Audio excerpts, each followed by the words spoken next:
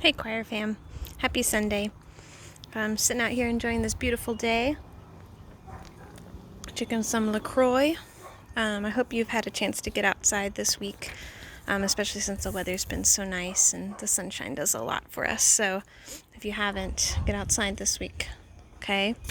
I have a lot of stuff to talk about today, and then I'll make a separate video for this week's choir assignments. This is the first week that we have been advised to take basically like a completion grade on our assignments. So Miss Lana and I have found a neat way for you to get some practice in and also not feel pressured about getting it right on the first try. Because choir is a little bit different when you're social distancing. So we have appreciated the opportunity to think outside the box. For the first announcement is thank you for those of y'all that had been participating in our Singo challenge. It's been really neat to see all the videos and pictures and memes and jokes and all of that, and just have sort of a connection with you guys this week. So that is ongoing. The Singo is not stopping just because the assignment has technically stopped on Monday. So if you find yourself bored, or I don't know, if one of the Singo squares spoke to you, then keep it going and maybe make it a goal to get that entire card filled out at some point. For this week, like I said, we do have some assignments that you'll do for a completion grade, and that's all happening online on a site called musictheory.net, and it's just to keep your ears and brains fresh with music learning and remembering how to do that. So it's nothing designed to be super duper difficult. It's just for you to keep your chops up with singing and learning music. The next announcement is about Dallas. I don't want you to think that I've been avoiding talking about Dallas or anything like that, but we've been told to wait on admin and on the district admin before we send out any official word, and they're having us wait for a really good reason. They just want to make sure that they're thorough on their end with what's happening before we send out any information to you. So please know that we have been in constant contact about our Dallas trip and what's going to happen with that, okay? So trust me on that, and I will get information to you literally as soon as I can. And thank you for your patience. For the TCDA Middle School All-State Choir, they've decided to do a different approach this year for obvious reasons. They had considered doing an online audition and having you do your own auditions, and then we would upload them and stuff like that. But in order to be equitable with kids around the entire state, they decided to go away from that idea, and it's still happening, but, and this is kind of cool, there's not an audition. So they're opening up registration on May 11th, and it's going to be, for lack of better terms, a first come, first serve type of ordeal, but they're still only taking 150 sixth graders, and then they're taking 232 7th and 8th graders to make up that choir. So it's still a 6th grade choir and a 7th and 8th grade choir. And if you are wanting to be a part of that, it's still going to be very prestigious, a very big deal. Famous people are coming in to direct you and conduct you. You will still be premiering new pieces of music and all that. But you would just have to maybe put that May 11th date in your calendar and get online right away that week if you're doing it. The other difference is there's usually a $15 audition fee, and then if you make it, there's an additional fee.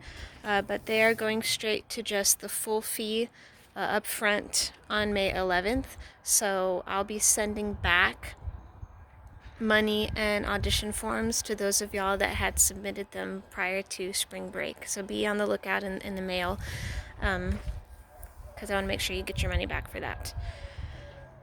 But I highly encourage you, especially since there's no audition, to take part in this. It's still scheduled to be held here in San Antonio, and I can't reiterate enough how big a deal it is to be a part of that all-state choir.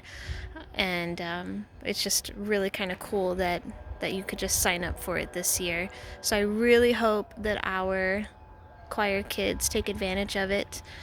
We have just a phenomenal arsenal of singers in our program, and I, as director, would love nothing more than to show you off to all the people around the state.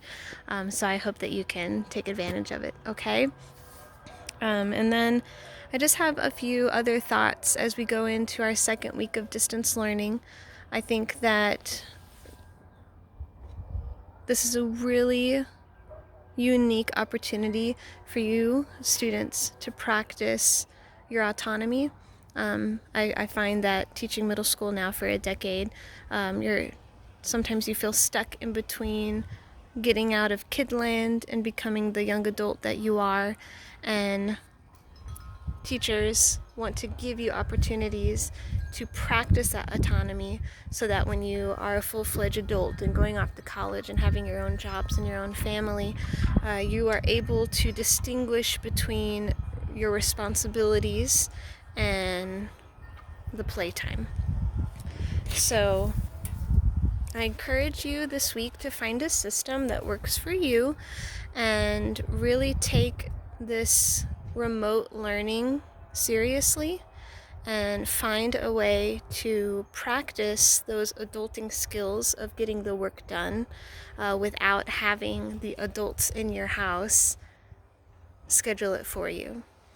I think that especially the choir kids that we have are in a unique position where you have been practicing using both sides of your brain by being involved in fine arts and also your academic classes, and you have a distinct advantage of being a responsible and dedicated person.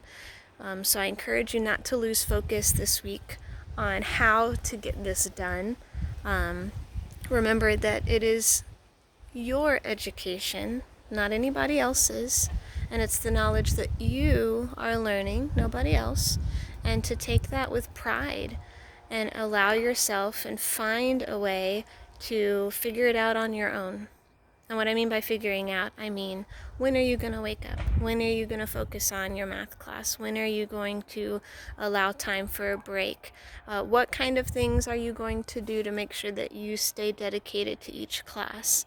I have just a small little thing that had been working this past week. My sister, who is currently going to St. Mary's, she still has a full workload. Her classes are still having tests every week. She still has finals to worry about.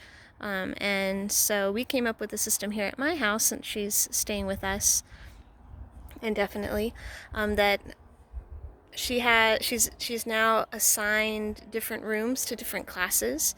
So like her organic chemistry 2 class is at the kitchen table. Jazz, she's a trombone player.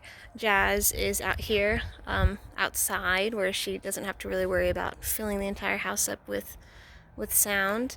The study is her civil management class, and so she's just found little places around my house to go to class, and that has really helped her compartmentalize each of her classes and really dedicate that specific time to that class. And I mean, she's really cute about it too. She'll like get dressed and she'll say, "I'm going to class now," and she'll walk over to the dining room where she has cell biology. So she's a pre-med student. So I encourage you to find ways and get creative with ways to just make this work and make it work for you, and show your parents, show the adults in your house that you are practicing being autonomous and that you can be responsible and functional with your learning, okay? Please remember that, boy, do we miss you so much. And as the weeks go on, the heaviness in our heart gets a little bit more and more and more. But I'm glad that we are able to use technology to communicate and somewhat kind of find a new normal. And in everything, guys, just always choose joy. Choose the journey of joy. I know it's just really a strange time that we're in, and you are so valued, and we just can't wait to see your faces again. Okay? Have a great week. We are only a text message, an email, a Google comment away if you need us. And yeah, looking forward to the day where we can shake hands and fist bump and high five again. Okay? Bye.